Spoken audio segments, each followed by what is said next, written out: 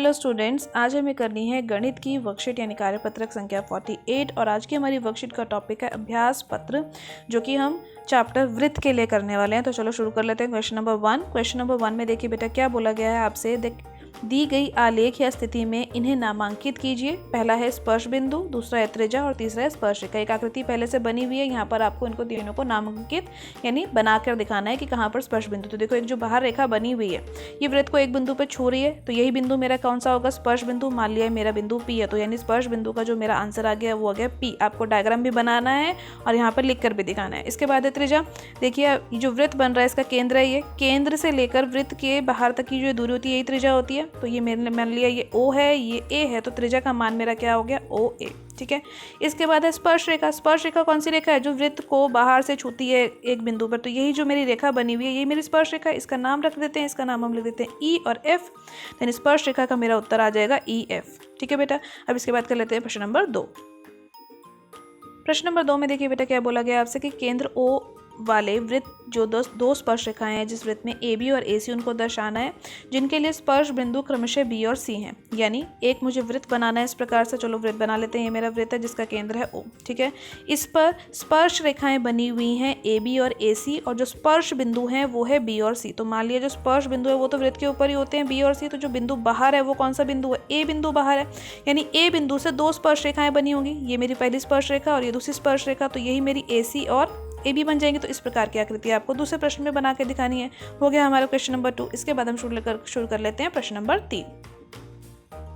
प्रश्न नंबर 3 में देखिए बेटा आपसे क्या बोला गया। किसी बिंदु C से वृत्त की स्पर्श रेखा की लंबाई 8 सेंटीमीटर है, जबकि बिंदु C से केंद्र की दूरी जो है वो 10 सेंटीमीटर है। देखो अगर केंद्र है O और ये कोई बिंदु है C, केंद्र से जो ये बिंदु C था ये कितनी मीटर दूर था, ये 10 मीटर दूर, 10 सेंटीमीटर दूर था। और इसी बिंदु से अगर वृत्त पर एक स्पर्श रेखा खींची जाए, यानी जो एक बिंदु पर इसको छू रही होगी, अगर वो रेखा खींची जाए, मान लीजिए अगर कोई ये बिंदु है Q, तो आपसे बोला जा रहा है कि बताइए कि इस वृत्त की त्रिज्या की लंबाई क्या होगी। तो इस केंद्र को इससे जोड़ देते हैं जो इसका स्पर्श बिंदु है। तो ये मान लीजिए, अगर मान लीजिए आपने इसको जोड़ा, तो आपको पहले से पता है कि जोड़ने पर जो ये कोण बनेगा ये 90 डिग्री का कोण बनेगा, क्योंकि केंद्र से जब भी स्पर्श बिंदु को जोड़ दिया जाता है तो वो रेखा त्रिज्या होती है, और वह रेखा जो त्रिज्या है स्पर्श रेखा के साथ 90 डिग्री का कोण बनाती है। तो यानी ये जो रेखा है QC जो हमारी स्पर्श रेखा की लंबाई थी, ये तो 8 सेंटीमीटर हमें दे ही रखी थी। तो हमें जो लंबाई ज्ञात करनी है वो ये वाली लंबाई ज्ञात करनी है। तो आप पाइथागोरस प्रमेय का इस्तेमाल कर सकते हैं त्रिभुज में। तो चलो कर लेते हैं पाइथागोरस प्रमेय का इस्तेमाल। हमें पता है ये 90 डिग्री का कोण है, तो हमारी हाइपोटेन्यूज यानी कर्ण कौन सी भुजा होगी, ये वाली, क्योंकि इसके सामने वाली भुजा है ये। इसी प्रकार ये दोनों भुजाओं में से कोई भी एक परपेंडिकुलर हो सकती है और कोई भी एक बेस हो सकती है, यानी आधार और लंब। तो चलो अब कर लेते हैं पाइथागोरस प्रमेय का इस्तेमाल। देखो बेटा जब आप पाइथागोरस प्रमेय का इस्तेमाल करेंगे तो क्या होती है पाइथागोरस प्रमेय, h का स्क्वायर बराबर है b square plus p square, यानी हाइपोटेन्यूज यानी कर्ण का स्क्वायर बराबर है आधार के स्क्वायर के जमा लंब के स्क्वायर के वर्ग के। तो h का मान यानी कर्ण का मान 10 दे रखा था, बेस आपको 8 दे रखा था, परपेंडिकुलर यानी जो OQ है वो आपको दे रखी थी। और ध्यान रखिएगा बेटा ये जो OQ है यही आपकी त्रिज्या भी है जिसका आपको मान ज्ञात करना है।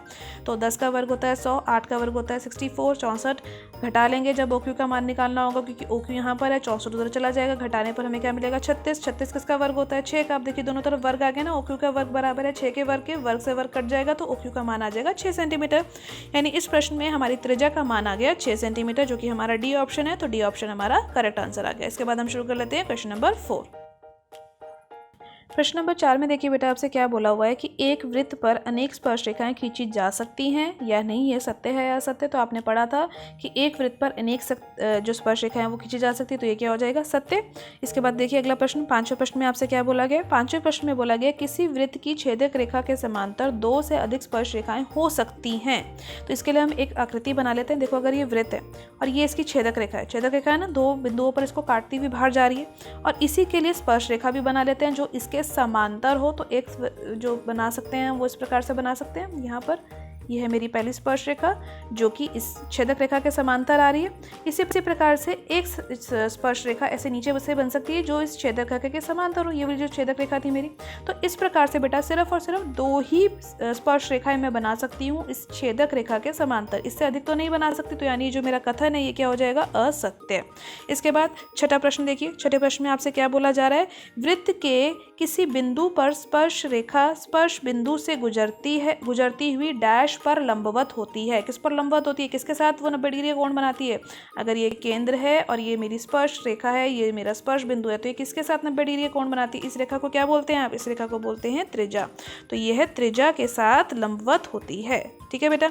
इसके बाद 7वें प्रश्न में देखिए आपसे क्या बोला जा रहा है। 7वें प्रश्न में बोला गया किसी वृत्त के बाह्य बिंदु से खींची गई स्पर्श रेखाओं की डैश समान होती है। तो अगर ये एक वृत्त है, एक बाहरी बिंदु है, यहाँ से अगर मैं स्पर्श रेखाएं खींचती थी तो इसकी क्या बराबर होती थी? इन दोनों की लंबाई बराबर होती। तो हम लिखेंगे कि लंबाइयाँ बराबर होती हैं। ठीक है, इनकी लंबाइयाँ बराबर होती हैं। इसके बाद हम शुरू कर लेते हैं प्रश्न नंबर 8।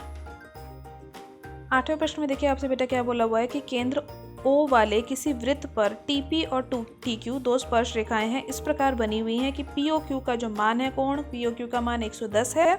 आपसे PTQ कोण का मान पूछा गया है। तो देखिए ये था मेरा बाहरी बिंदु T, इससे दो स्पर्श रेखाएं खींची गई थी।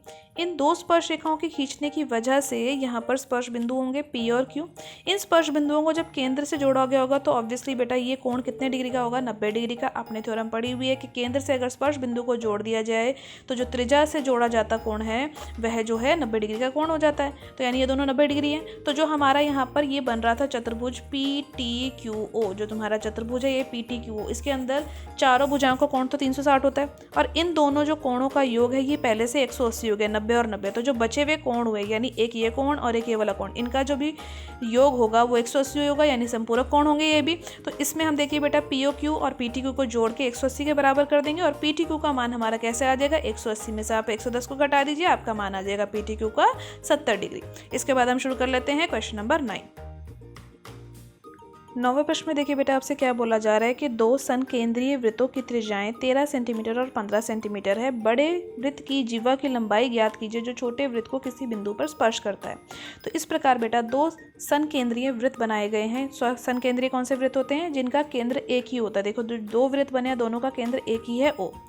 बड़े वाले वृत्त के लिए बेटा ये वाली AB भुजा है यह काम कर रही है जीवा का, और छोटे वाले वृत्त के लिए जो ये मेरी भुजा है यह काम कर रही है स्पर्श रेखा का, क्योंकि ये O बिंदु पर इस वृत्त को छू रही है, छोटे वाले जो वृत्त है उसको।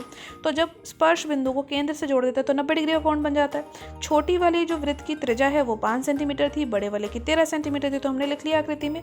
अब ध्यान से देखिए बेटा, छोटे वाले वृत्त के अंदर हम काम करने वाले हैं और हम इसके अंदर पहले पाइथागोरस प्रमेय का इस्तेमाल कर हम PB का मान निकालने वाले हैं। ठीक है, तो चलो शुरू कर लेते हैं।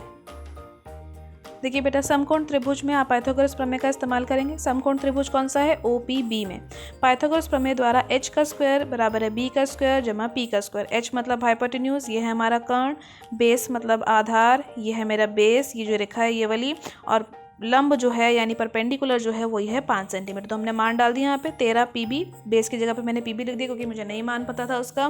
13 का वर्ग हो गया 169, 5 का वर्ग हो गया 25। अब मुझे PB का मान निकालना था तो मैंने 25 को इधर ले गई, घटा कर लिया, तो आगे 144, 144 किसका वर्ग होता है बेटा? आपको याद होना चाहिए 12 का वर्ग होता है। तो PB का मान मेरे पास आ गया 12 सेंटीमीटर। इसके बाद बड़े वाले वृत्त में जो बड़ा वृत्त था उसको देखिए ध्यान से, ये जो मेरी ये रेखा है पूरी रेखा AB, ये जो ये वाली AB रेखा है यहाँ पर ये जीवा का काम कर रही है बड़े वाले वृत्त में, और OP जो है PB पे लंब है, और केंद्र से जीवा पर खींचा गया लंब जीवा को दो बराबर हिस्सों में बांटता है। ये प्रमेय आपने पहले से 9वीं क्लास में पढ़ी हुई है।